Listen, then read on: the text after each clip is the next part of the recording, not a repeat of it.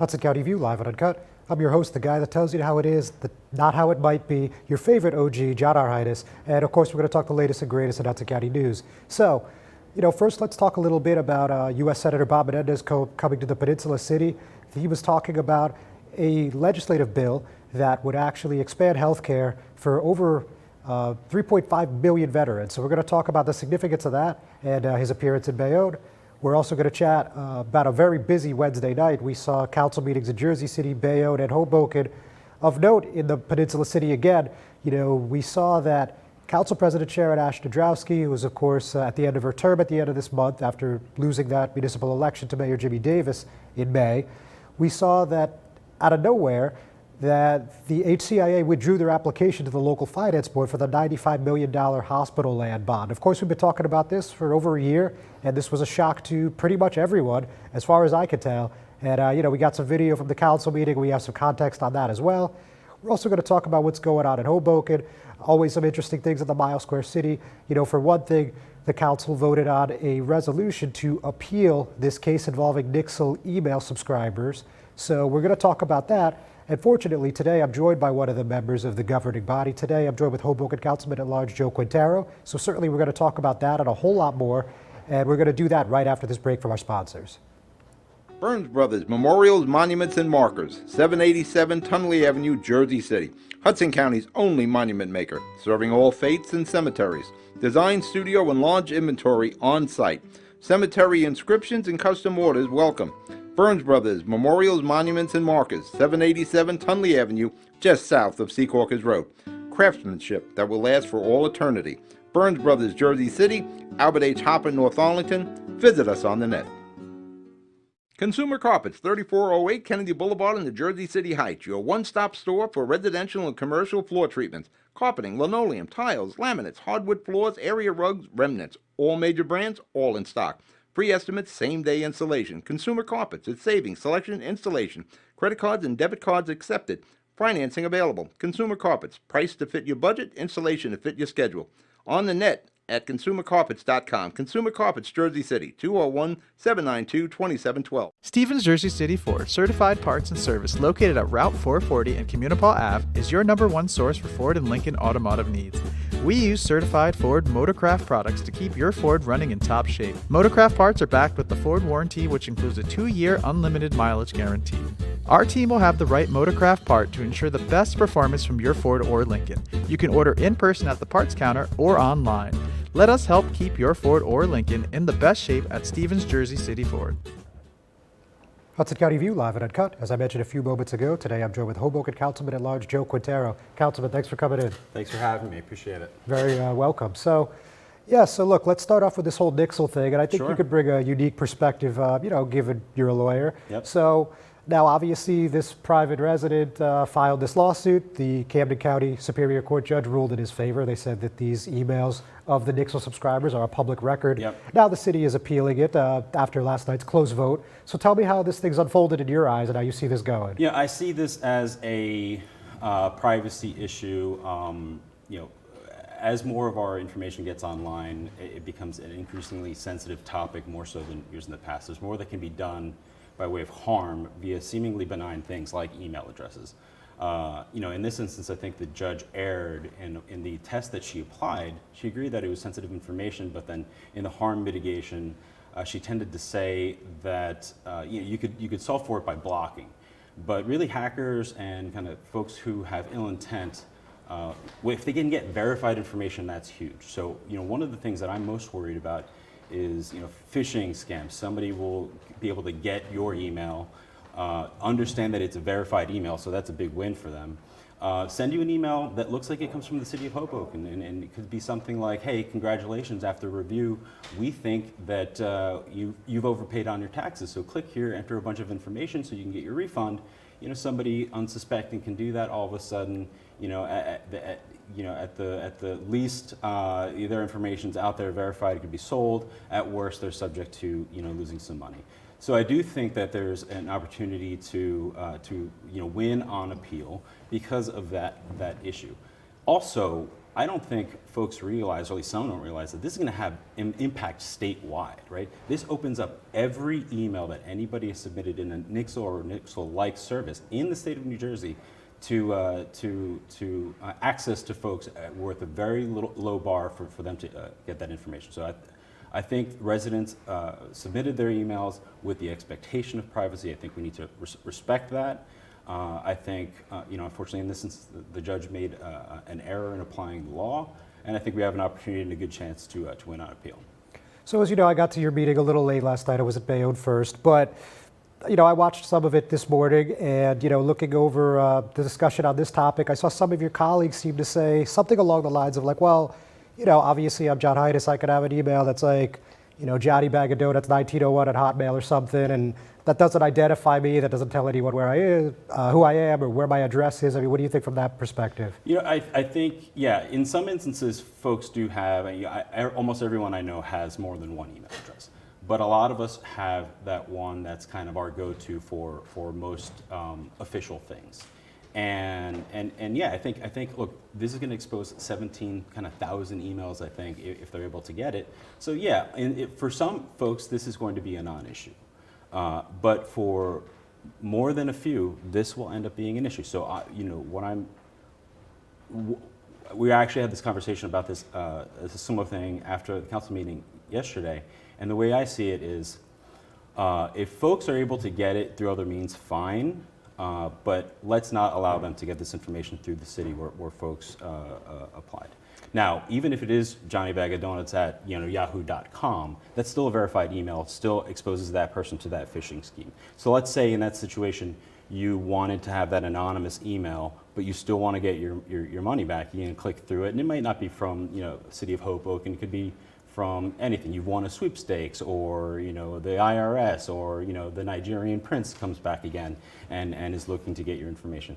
Point is, it's an actual email, and while it might not be your name, it could still get to you. But I would suspect that with something like a city service, most of us used our actual bona fide kind of main email that we use not only to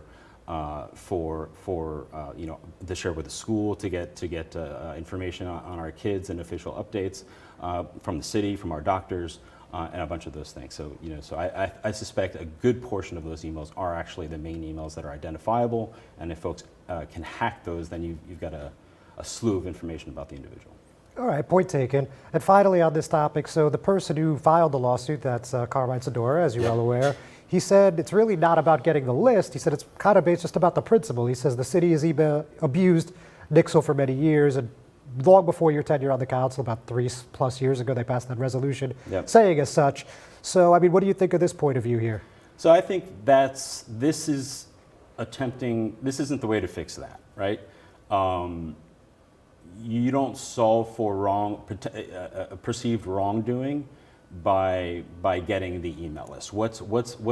If in fact, and I don't necessarily agree with the sentiment that the current administration is abusing this power in any way, but the solution is to try to get them to stop, not to get the list of emails that they're using. We're going to have point counterpoint in every single instance. I think this will also have a chilling effect. If all of a sudden you get too much noise and you know that this is coming from the city, you know this is an avenue where third-party folks are going to just use it to spam you, I think folks will start to unsubscribe from Nixle, and it'll be a detriment to the city. They'll have less access to information. So I think Councilman Cohen put it correctly. If this is an actual wrong, you don't correct a wrong with another wrong. There's other avenues for those folks to explore to change the activity of the city. And as Council President mentioned, he's putting it to the Finance and Administration Committee to look at what can be done, and we'll take a look at it and see if we can make some recommendations. All right, so two wrongs don't make a right. Absolutely not. So we're going to take a quick break, ladies and gentlemen. Don't go anywhere. We'll be right back. Good Friend Self Storage in North Bergen, New Jersey is a fully climate-controlled facility equipped with state-of-the-art security, packing supplies, a Refer a Friend program, and multiple loading docks convenient for commercial use. Located just off of Route 3 at 4301 Tunnelly Avenue, Route 1 and 9. Call 201-867-8888 2444 or visit us on the web today. Good Friend Self-Storage. Let us be your good friend. Newport, the luxury waterfront community on the Hudson River, offers a quality of life you deserve in one of our many high-rise towers. With amenities such as the on-site Newport Path, light rail, Newport Town Square, 3 playgrounds, dog run, upscale restaurants, retail giants like Kohl's, JCPenney, Macy's, and Target. Morton Williams and Acme Supermarket are just outside your front door. A health and fitness center, skating rink, and medical facilities are also on site. Enjoy the New York skyline from our waterfront and various parks. Manhattan is just one path stop away, or a quick ride through the Holland Tunnel. Nursery and private elementary schools all on site.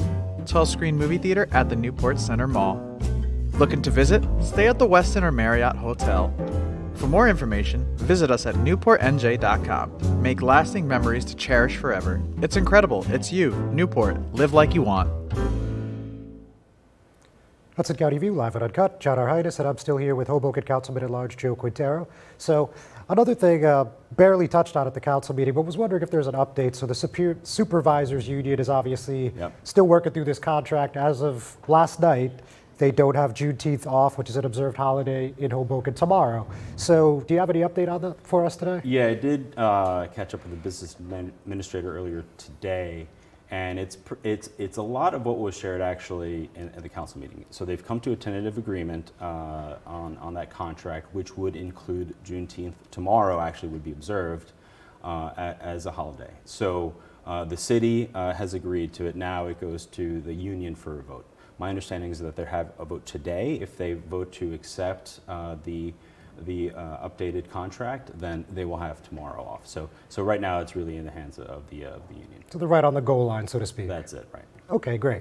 So let's, of course, we can't talk Hoboken these days unless we're talking legal cannabis, right? I know, you've expressed your opinion on this at several meetings, and I know you went to the planning board to hear the first in the story dispensary hearing. So, let's rewind all the way back to, let's say, I guess it was about March when the city revised some of the cannabis zoning regulations. Yes. So, just walk us through that and why you thought that was a good or bad idea for the city. So the folks that I talk to predominantly, I understand there's a lot of individuals who show up to the meetings as well. They should, and they're all largely focused on the proposed location in the old Hudson Tavern Astoria dispensary. But most people I talk to in my day-to-day life just want a consistent set of rules that stop changing, and then let's just kind of move forward with the application as is. Look,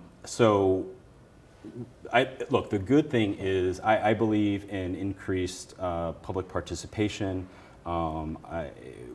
What I want to see, though, is equal administration of the law and fair administration of the law. There is some sentiment that there has been a lack of transparency in the rulemaking business, and this is before my time. Yeah. But there have been multiple years of debate and discussion to get to the set of rules that had been applied beginning of this year. And some folks feel like, and as is the case often, right? You don't pay attention to the machinations of municipal government until something directly impacts you. Sure. And so right when we start to approve these things, it's going to show up at your doorstep, so you're going to have people who feel like this came out of nowhere when in fact it didn't. I totally understand that. The thing that I worry about now is that with all the changes in the rules, and I think the rules generally, the changes that we've made are generally, good ones, but the unintended consequences of that is that individuals may feel like we then have to hold the existing applicants to that standard, where from my perspective, the appropriate thing to do is if you have gone and spent the time, energy, money to build up your application, state your case, you should be held to the standard at the time that you entered into that work. It's like a grandfather clause. The grandfather clause, exactly right. And so, so what I worry about is that the standards may have shifted, and folks may want the planning board or they may want the city council or any other approval bodies to hold the existing applicants to a level that simply was not there at the time of their application. So if and when this does come to the city council for a vote, I would expect my colleagues to look at the rules that were in the books at the time of the application and apply those rules fairly. And I think, it may result in an approval, it may result in not, right? We have to see exactly, what the expectation is. But moving forward, I'd like to see the rules kind of get static. Let's open these places. I've been not a secret in saying I'm in favor of cannabis dispensaries being opened in Hoboken and in New Jersey for a number of reasons. One is definitely a social justice issue. Two is consenting adults should be able to kind of do what they want so long as they're not harming anyone. And three, there's a significant revenue opportunity, right? We're going through budget season right now where we're looking at potentially a tax increase. One of the ways that we address that is through increase in revenue in the city. I mean, we could start being ultra draconian in giving parking tickets. That's one way to do it, but that makes no one happy. No. But another way is to get the 2% on revenues that we can get through these places being open. And Gotcha. So hopefully we open them. And the last thing that I'll say about this is a lot of these things happened before my time. So there's only so much I can do with respect to kind of addressing that. What I can focus on is the future. And some of the commitments I've made to the folks who are especially concerned about the existing places, or that they're going to come online soon, is let's ensure that the dispensaries that do open are good operators. Let's make sure that we set the benchmarks so that if anyone is operating in an inappropriate way, they're allowing people to queue up outside, they're allowing people to consume outside, they're creating unsafe environments, that we identify them early, that we shut them down as quickly as possible so that we free up that license so that a good operator can come in and work well with our community. So two quick follow-ups. We're short on time here, but would you say that for the applicants that have gone through the Cannabis Review Board so far, you feel pretty good about what they've proposed? Again, we're speaking broadly. Yeah, speaking broadly, I'm not intimately familiar with every single application. Some have performed better than others. I think for the most part, the ones that have made through and approved have met the standards that the review board and then, they're the only real board that's gone through, the standards that they expect to see, right? And so that's, I'm fine with them having been approved through that level. Could some have been better at outreach? Absolutely. Okay. But at the time of application, that wasn't required. If I was applying, would I have met with all my neighbors? Yes, I would have. But that's not the standard that was in play at the time, and that's what we have to do moving forward. So. Very good. So have they met the four corners of the expectations, the ones that have been approved? Yeah, I think they have. Very good. Councilman, thanks so much for joining me Thanks today. a lot, John. Appreciate it. Ladies and gentlemen, thanks for tuning in. We're not done yet, but we're going to take another break. We'll be right back. Introducing the all-new Ford Maverick. A truck for people who do stuff. And people who make stuff. People like Gabrielle Union. I make this look good, don't I? Who haul whatever they want to wherever they want. Like wood to build things made of wood with. And friends to get weird with. It's for long trips that the standard hybrid engine with a targeted EPA estimated city fuel economy rating of 40 miles per gallon helps with. That an 8-inch touchscreen connects with. And any trip that this interior makes more comfortable. But we'll let Gabrielle tell you all about it. Or I could just tell them it's a Ford truck that starts at less than $20,000 MSRP. Yep, that works too. The all-new Ford Maverick, built to defy expectations.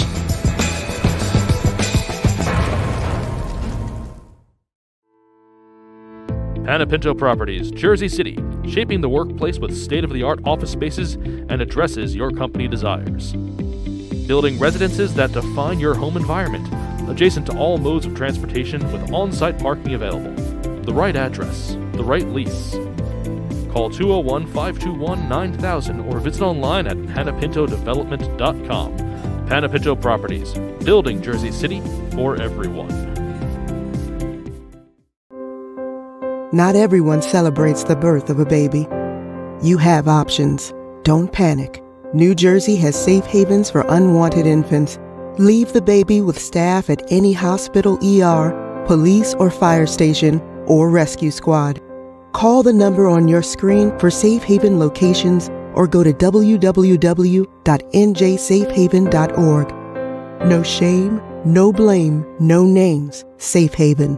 We've seen people come through Hudson County for our votes, for our money, for our service, for our hard work, knocking on doors, manning our campaign headquarters, and then they forget about us. It's not going to happen next time around, Hudson County, because it's time Hudson County produces its own governor next time around. That's for sure. I couldn't help but notice in your remarks, you made it pretty clear that there will be a gubernatorial candidate out of Hudson County. So why did you feel like you wanted to put that out there 3 years ahead of the election? I want the state to know that we're in the running. We have great people in Hudson County. We have great candidates that could be governor. Every mayor could be the governor of the state of New Jersey. You need to be in government to know what the towns want. We need school aid.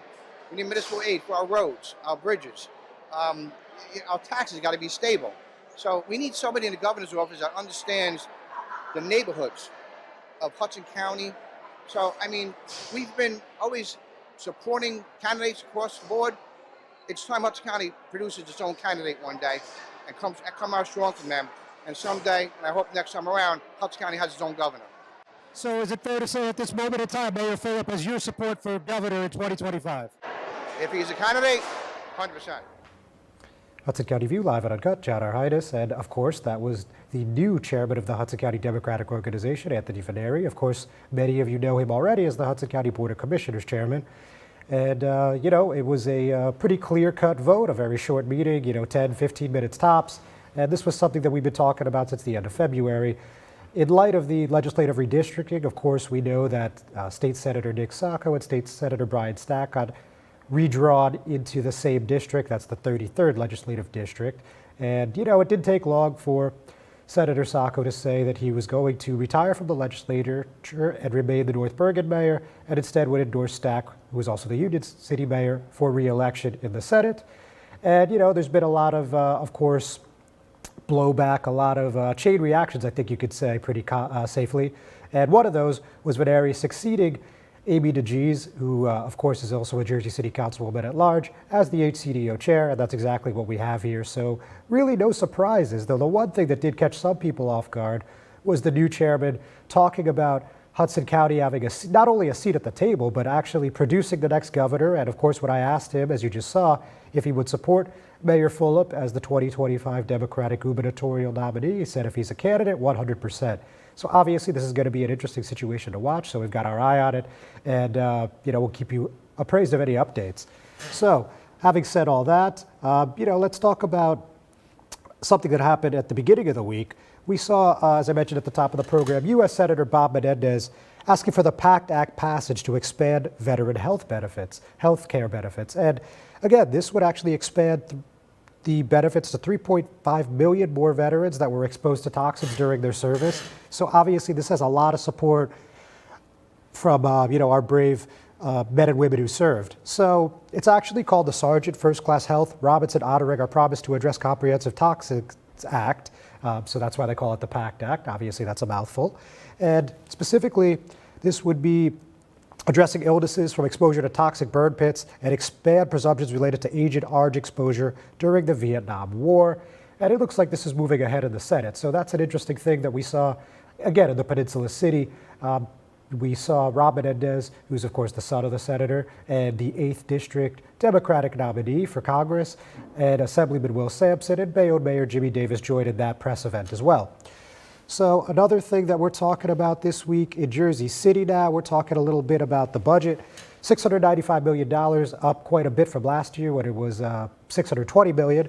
And there's a tax hike involved. So of course, whenever that happens, you're going to usually see people playing the blame game, and that's what we have here. The Board of Ed is, saying that they had to do it, and the city is saying that it's all their fault, and so on and so forth. I'm sure many of you are familiar with this already, but bottom line is last year, the municipal budget had a tax decrease, which you don't see very often, but a lot of municipalities did that last year because of the federal relief in the American Rescue Plan. And Jersey City actually got $69 million, so we saw a $967 tax decrease. Now at the municipal level, we're going to see a $1,030 increase. So their argument is that it's leveling out over the past 12 months, which I suppose is true. And then you have on the Board of Ed side, last year they had a tax increase that was about $1,000 a household. That was an $814 million budget.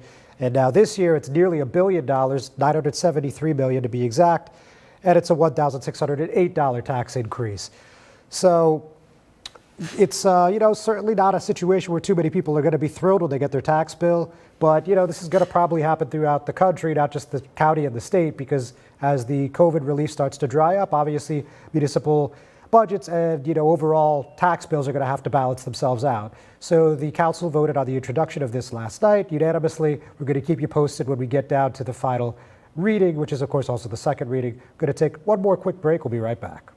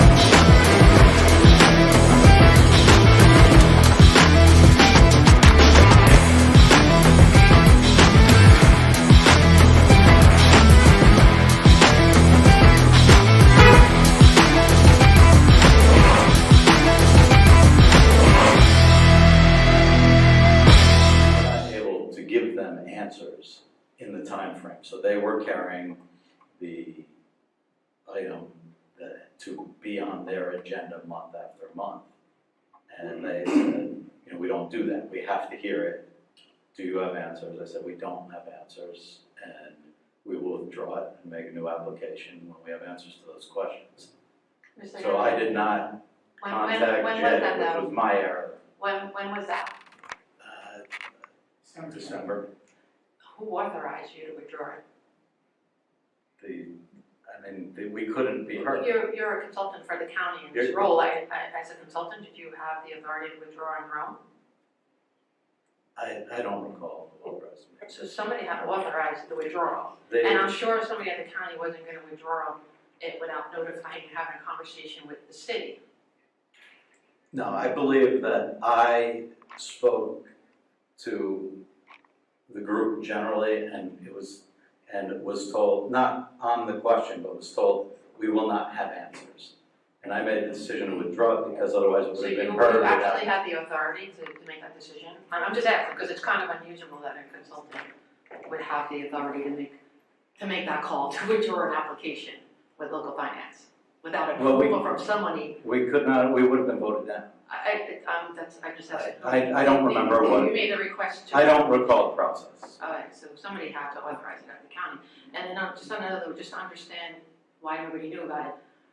I know that you're also our advisor, and we work closely with our CFO. Yes. And right now we're in the middle of figuring. I mean, when did this have come up in conversation? Because to understand our debt obligation for next year and our debt level and all that, for the last 6 months we should have been budgeting, and I know you were involved in that process. And I find it hard to believe that in your conversation with our CFO that this never came up, or with Jay Coffey, who had really been playing the BA role for the last 3 years, and everything runs through him, that no one ever mentioned that this was withdrawn. The city never, this is a big deal. It was $95 million of debt we were going to incur. Hudson County View live and uncut. John Heinis. So obviously that was from the Bayonne City Council meeting last night. That was Michael Handley of NW Financial explaining to Council President Sharon Ash-Nadrowski why this Hudson County Improvement Authority application for the $95 million bond application for the local finance board was withdrawn all the way back in December, and for whatever reason, no one at the municipal level knew about it. Unfortunately, this exchange, as you just saw, did not really shed any light on the situation. Obviously, Hanley took full responsibility. He said he did not share this information with Law Director Jay Coffey. He didn't really explain why. And when she asked, who authorized him to do this, he said, "I do not recall." So this is just kind of I'm going to say an unforeseen set of circumstances here, because, this is something we've been talking about, again, since May of 2021. Obviously, this was a relatively big campaign issue when, Davis ultimately ended up sweeping for the third time in a row. And it's just, really puzzling as to how we got to this point. But, I guess it's in the record books now, and there's nothing we can do about it. But it'll be interesting to see what other communications come out in the coming days. So with that, ladies and gentlemen, we're going to call it a week. Thanks so much. We'll see you next time.